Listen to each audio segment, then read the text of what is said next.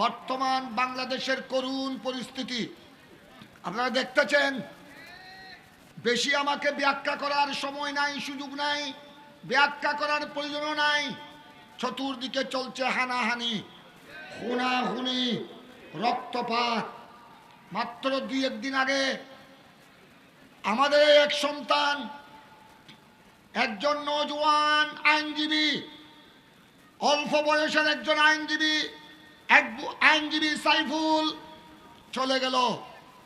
তার মা বাবার সামনে, মা বাবার উপস্থিতিতে নিজের বিধবা যুবতী স্ত্রীকে বিধবা বানিয়ে, নিজের একমাত্র ছোট্ট কন্যা শিশুকে এতিম বানিয়ে আজ সে রক্তের সাগরে ভেসে জীবন দিতে হয়েছে। জালেম সন্ত্রাসীরা তাকে এলোপাতাড়ি গুলি করে খুন করেছে। এইভাবে আজ গোটা বাংলাদেশের ইতিহাসকে কলঙ্কিত করা হচ্ছে। বারলিয়ার জমিনের ইতিহাসকে, বারলিয়ার জমিন চট্টগ্রামের মদিনাতুল আউলিয়া চট্টগ্রামের ইজ্জতকে বুলন্ডিত করা হচ্ছে। তাই আমরা এই মাহফিলের পক্ষ থেকে, এই হাজার হাজার সুন্নি জনসাধারণের পক্ষ থেকে আমাদের প্রাণের দাবি, অন্তর্বর্তীকালীন সরকারের প্রতি, যেই সময় যেই সরকার থাকবে তাদের উপর কর্তব্য দেশে শান্তি শৃঙ্খলা কায়েম করা, দেশের শান্তি শৃঙ্খলা বজায় রাখা। যেই সময় যেই সরকার থাকবে তাদের উপরে একটা নৈতিক দায়িত্ব, ইমানি দায়িত্ব, পরম দায়িত্ব। আমরা যে সমাবেশ থেকে, আনোয়ারার রায়পুর জমিন থেকে, চট্টলার জমিন থেকে আমরা অন্তর্বর্তীকালীন সরকারের প্রধান উপদেষ্টা সহ যারা রাষ্ট্রীয় দায়িত্বশীল দায়িত্বে রয়েছে, পুলিশ প্রশাসন, সামরিক সহ সবাইকে আমরা এই দাবি জানাচ্ছি, অচিরেই বাংলাদেশের জমিন থেকে, চট্টলার জমিন থেকে এই সমস্ত সন্ত্রাসী জালেম যারা এইভাবে দিন দুপুরে গুলি করে সিনা এবং বুক চাদরা করে একজন আইনজীবীকে, যে আইনজীবীরা হলো আমাদের দেশের সম্পদ, যে আইনজীবী হলো লাখ কোটি জনগণের সম্পদ। একজন আইনজীবী শুধু মা বাবার সম্পদ নয়, শুধু স্ত্রী ছেলে মেয়ের সম্পদ নয়, একজন আইনজীবী দেশের সম্পদ, বাংলাদেশের 17 কোটি জনগণের সম্পদ।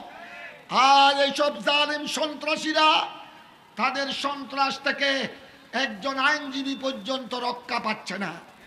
সুতরাং আমরা অচিরেই এই সমাবেশ থেকে আমাদের দাবি, অচিরেই এই সমস্ত সন্ত্রাসী যেই হোক, সন্ত্রাসীদের জন্য কোনো দল না।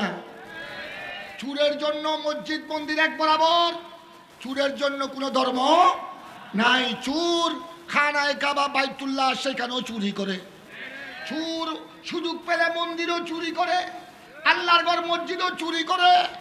সন্ত্রাসীদের জন্য সে যেই দলের হোক, যেই মার্কা হোক, সে মুসলমানের ছেলে হোক, হিন্দুদের ছেলে হোক, সেই ইস্কনের সমর্থন হোক, সে যেই সমস্ত উগ্রবাদী, যেই সমস্ত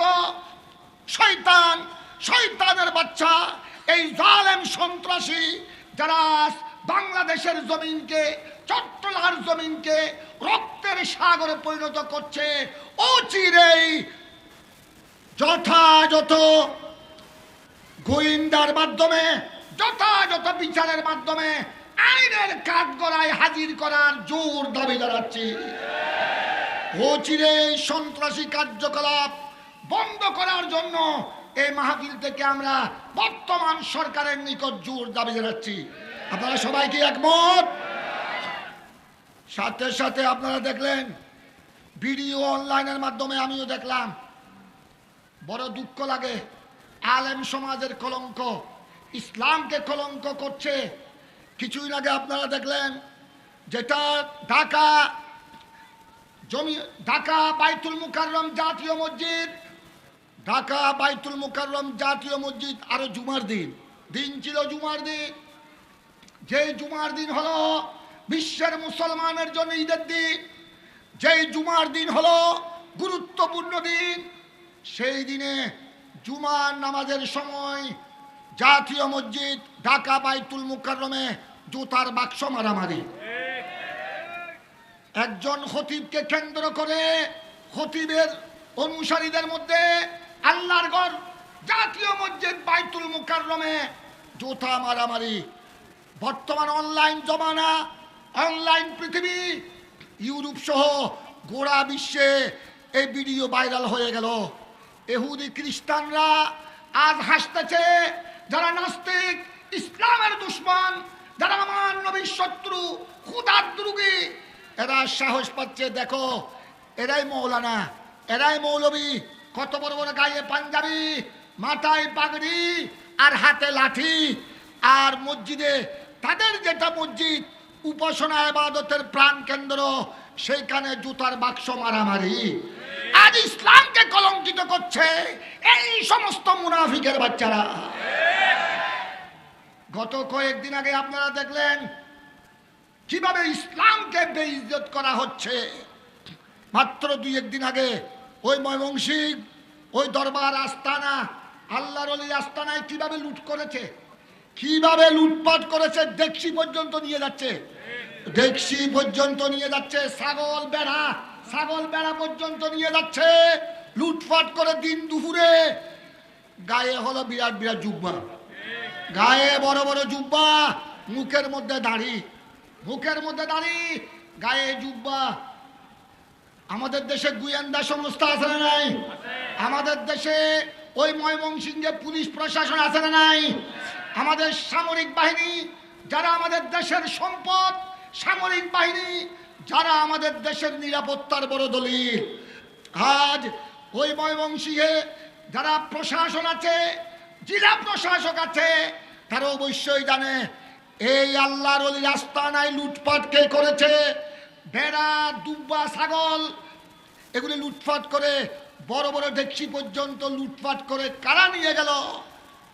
কিন্তু আমরা যদি প্রশাসন যদি চোখে দেখেও যদি না দেখার বান করে, চোখে দেখে যদি না দেখার বান করে, এই বাংলাদেশ থেকে সন্ত্রাস বন্ধ হবে না, চুরি ডাকাতি লুটপাট বন্ধ হবে না।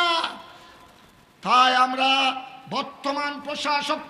বর্তমান প্রশাসন সরকারকে বলতে চাই, বাংলাদেশের যে অবস্থা বর্তমানে, আল্লাহ যেন আমাদের বাংলাদেশকে হেফাজত করেন। আল্লাহ যেন এই দেশকে, এটা আল্লাহর ওলিদের দেশ, এটা শাহজালালের বাংলাদেশ, এটা শাহপরানের বাংলাদেশ, এটা গৌসুল আজম মাইজভান্ডারির বাংলাদেশ, এটা শাহে আমানত কুতুবুল আক্তাবের বাংলাদেশ, এটা শাহ চৌনৌলিয়া মসিহে মিল্লতের চট্টগ্রাম। সুতরাং আমরা জোর দাবি জানাই, এদেরকে চিহ্নিত করে অচিরেই আমরা এরা কে কোন দলের অনুসারী আমাদের এটা দেখার দরকার নাই। যেই দলের অনুসারী হোক, সে মোল্লা হোক, মৌলবী হোক, যেই হোক, সে হেফাজতের অনুসারী হোক, কওমি হোক, ওহাবি হোক, জামাতি হোক, মওদুদি মরদুদি হোক, যেই দলের লোক হোক না কেন, অচিরেই চিহ্নিত করে তাকে আইনের কাঠগড়ায় হাজির করতে হবে। সাথে সাথে আমরা দাবি জানাতে চাই, বাংলাদেশের জনসাধারণের স্বার্থে, বাংলাদেশের মাটি ইজ্জতকে রক্ষা করার স্বার্থে আমরা দাবি জানাতে চাই, এই সমস্ত সন্ত্রাসীদেরকে যদি আমরা এখনই তাদেরকে যদি দমন করতে না পারি। আপনারা দেখেছেন শাহপরানের মাজারে কিভাবে হামলা করেছে, শাহপরানের মাজারে কিভাবে হামলা করেছে কিছুদিন আগে। অনেক আল্লাহর ওলির দরবারে কিভাবে, অনেক দরবারে আগুন পর্যন্ত জ্বালিয়ে দিয়েছে। যেখানে আমরা প্রত্যেক গোড়া বাংলাদেশের চট্টগ্রামের সুন্নি মুসলমান আপন আপন সংগঠন থেকে, আপন আপন দরবার থেকে প্রতিবাদ করেছে, যার কারণে তত্ত্বাবধায়ক সরকার বিবৃতি দিয়েছে। তত্ত্বাবধায়ক সরকারের প্রধান উপদেষ্টা সহ এরা বিবৃতি দিয়েছে যে এটার ব্যাপারে এই সমস্ত কার্যকলাপ আমরা হতে দিব না। এদিকে বিবৃতি দেওয়ার পরও দেখা গেল কিছুদিন আগে ওই ময়মনসিংহের শেরপুর দরবারে যে লুটপাটের কর্মকাণ্ড হয়ে গেল, আমরা বলতে চাই এগুলো যদি যথাযথ বিচারের ব্যবস্থা না হয়, এই সমস্ত গুন্ডামি সান্ডামি লুটপাট এগুলি বন্ধ হবে না, বন্ধ হবে না। বাংলাদেশের মান ইজ্জত আরো বেশি ধ্বংস হয়ে যাবে। সুতরাং আমরা, এটা সরকারের পরম দায়িত্ব, এটা সরকারের নৈতিক দায়িত্ব, ইমানি দায়িত্ব। এই সমস্ত আরো বড় আমাদের দুঃখ লাগে, বড় দুঃখ লাগে। মাজারে যারা হামলা করছে, ভিডিওর মধ্যে দেখা যায় সকলের গালে দাড়ি। যারা শাহপারানের মাজারে হামলা করেছে, গালে দাড়ি, জুব্বা, বড় বড় জুব্বা। এই জুব্বা দাড়িরা যদি এই কাজ করে, আমাদের দেশের সুর ডাকু আর যাবে কোথায়? সুর ডাকুরা বলবে আমাদেরকে আর চুরি করতে হবে না, হুজুররা ওই ময়মনসিংহ শেরপুর দরবার থেকে চুরি শুরু করে দিয়েছে।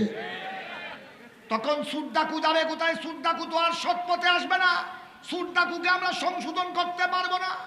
যারা এই সুর ডাকুকে সংশোধন করবে, যেসব মৌলানা মৌলবী ধর্মের দুহাই দিয়ে যারা নিজকে পরিচয় দিচ্ছে, ধর্মের দুহাই দিয়ে বড় বড় সাধু বনে গরম গরম কথা বলে, আজ তারা যদি এই কাজে লিপ্ত হয়ে যায়, সুর ডাকুকে সংশোধন আর কে করবে?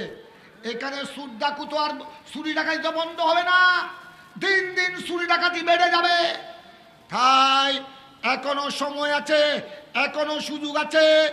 এই সমস্ত যারা ওই শেরপুর দরবার থেকে ডেকসি লুটপাট করেছে, ছাগল লুটপাট করেছে, বিভিন্ন সামগ্রী লুটপাট করেছে, তাদেরকে ভিডিও কভার রয়েছে, ভিডিও দেখে অতি সত্বর তাদেরকে আইনের কাঠগড়ায় হাজির করতে হবে।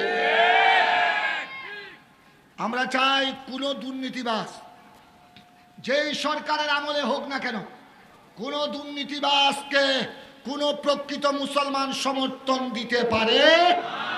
কোন যার অন্তরে সামান্য ঈমান আছে, আল্লাহর ভয় আছে, খবরের ভয়, মৃত্যুর ভয় আছে, কোন সুর, কোন ডাকু, কোন লুটপাটকারী, কোন দুর্নীতিবাজকে কোন প্রকৃত মুসলমান সমর্থন করতে পারে?